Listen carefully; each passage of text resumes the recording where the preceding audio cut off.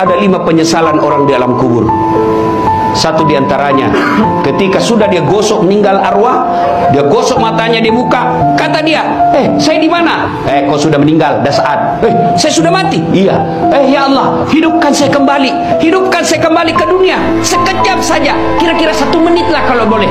Ya Allah, kembalikan saya ke dunia. Untuk apa? Sholat? Bukan. Puasa? Bukan. Haji? Bukan. Saya hanya ingin berkata, ya Allah, semua hartaku aku sedekahkan fisabilillah. Kenapa bukan minta sholat? Karena sholat hanya bisa dapat pahalanya ketika kita masih sholat. Haji hanya bisa kita dapat ketika kita haji. Puasa hanya kita dapat ketika kita puasa. Tapi sedekah, meskipun sudah tulang belulang hancur, kita tetap mengalir. Itulah yang disebut sedekah jariah. Keliru Bapak Ibu yang Allah kasih rezeki, Bapak tidak bersedekah. Keliru. Dan alhamdulillah, makin bersedekah Allah makin ganti. Maka almarhum almarhumah, insya Allah lapang kuburnya karena ada sedekah beliau. Yang ketiga, yang akan menolong kita di alam kubur adalah ilmu yang bermanfaat.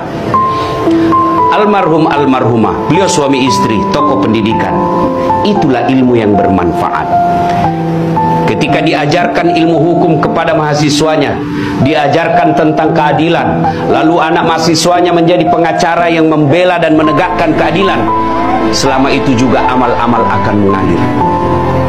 Maka karena itu, ibu bapak kalau dapat konten-konten dakwah, jangan berhenti di grup, jangan berhenti di HP bapak, sebarkan.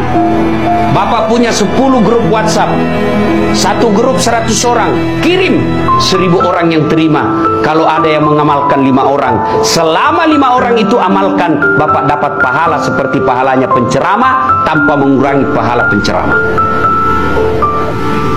Ilmu yang bermanfaat adalah yang bisa menyelamatkan kita di alam kubur.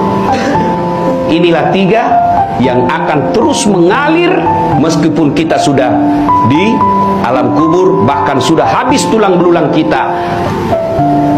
Anak yang soleh dan soleha, sedekah harta, kemudian ilmu yang bermanfaat.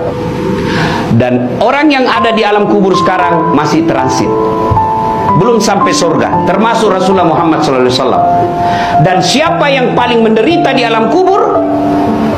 Kata Nabi, orang yang paling menderita di alam kubur nanti adalah al-mutahawil bis shalah, yang menganggap enteng sholat. Saya mau tanya, bapak-bapak, kalau pergi merantau ke Sulawesi Selatan, ternyata bapak tidak nyaman di Sulawesi Selatan, ada pilihan? Ada? Ada. Balik lagi ke Jakarta. Saudara-saudara dari Jawa merantau ke Sumatera, ternyata di sana tidak bagus. Ada pilihan? Ada. Balik lagi ke Jawa. Mangan orang mangan, yang penting ngumpul. Ya, ya toh. Bapak-bapak kalah pil caleg, ada pilihan? Kalah pilpres, ada pilihan? Ada. Tunggu lagi 5 tahun yang akan datang, kita tanding lagi. Ya, tidak disenang sama gubernur, ada pilihan? Ada. Apa? Pensiun dini. Selesai urusan, biar ada di situ kita lewat. Bukan lagi gubernurku. Iya kan? Ibu-ibu, suami cerewet, suami kasar, ada pilihan, Bu? Ada. Pulangkan saja aku pada ibuku atau ayahku. Selesai.